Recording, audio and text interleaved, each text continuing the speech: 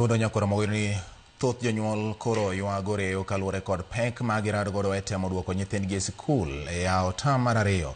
Jonyuol go oyango ni yawo skul e tamni obiro e kinde marach kodgi nikech nengo mauta ni malo, gino ma omiyo chumi oridore kendo gimoro amora idho ahinya to gige somo koda nengo mar wuoth. Millicent Adhiambo ng'iyonwa weche ma jonyuol wacho ewi yepo mar skul gi pek mar ngima. Odiochieng' mar ariyo ma jopuonjre dok e skul mar yawo tam mar ariyo igani.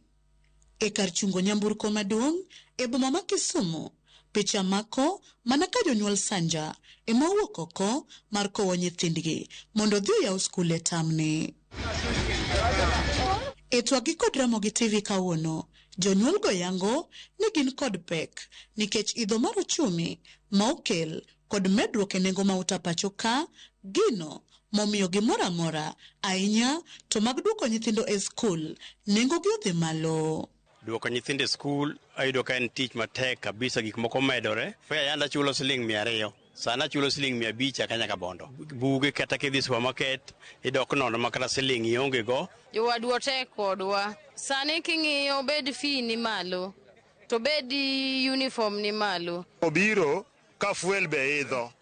Koro gima nitie, fuel ko idho, ing'e nyaka buge idhi, fare nyaka idhi. Wayudo pek kabisa, kaka an ayudo pek nikech an single mom. Kakete gi 400, nam kucho idho gi 100, mano 500. Kata mana uniform beche ni malo, kalam beche idho. Kwanza kakoro luwore kod wach manyoro mar mafuta, manyoro wuok nomed mafuta. Wayudo ka en tek mang'eny kabisa makoro watemo to ok wanyal kaka jonyuol. Ewi mano gimedo ni sani, nitie jonyuol moko ma pod olewo gi nyithindo e dhoudi.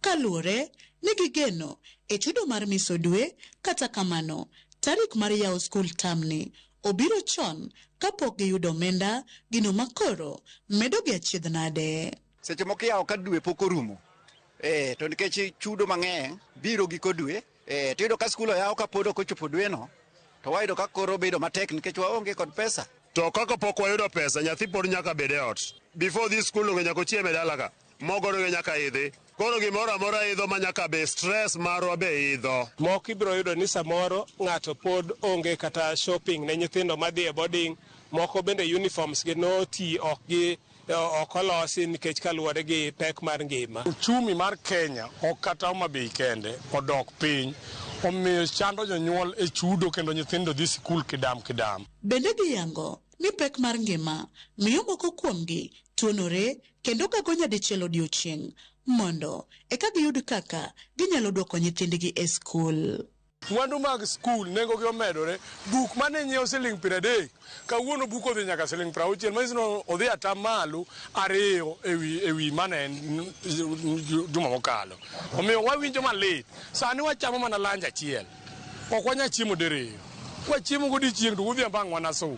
Kwayo gi ne sirikal chalo kamae. Sirikal moduokonwa bei mar petrol piny, wahinyore as parents kaka watero nyithindo skul otamo. Ne gilandonwa maber ni skul nono, lakini to ok chalnwa. Ka wan joma ok nyal kata mayuto gin piny, wadhi koso tero nyithindo e skul. Koro ok wanyal sani ma kaka sirikal nyal rekembishanwa e wach mar ngima, to waneno ka gimano dhi tamo ji mang'eny. Apani nengo mafuta kodok piny, to gimoro amora nyalo dhi maber. E skul kucho bende wafwenyo ne sirikal Minister mar Education pok oro capitation fee e yo makare, kendo kelo wakwayo jopuonj ne kata ka nyithindo donjo wewa wadhir sirikal gi oko ka, to un weuru nyithindo mondo bedi e skul mondo ginyal piem kod syllabus. Millicent Adhiambo, Ramogi TV.